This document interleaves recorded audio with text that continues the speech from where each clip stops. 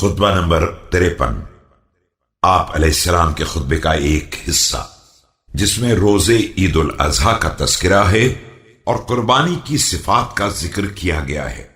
بسم اللہ الرحمن الرحیم۔ ومن تمام الأضحية استشراف أذنها وسلامة عينها، فإذا سلمت الأذن والعين سلمت الأضحية وتمت، ولو كانت عضباء القرن تجر رجلها إلى المنسك۔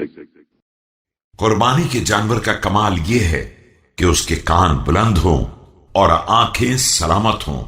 اگر کان اور آنکھ سلامت ہیں تو گویا قربانی سالم اور مکمل ہے، چاہے اس کے سینگ ٹوٹے ہوئے ہوں اور وہ پیروں کو گھسیٹ کر اپنے کو قربان گاہ تک لے جائے۔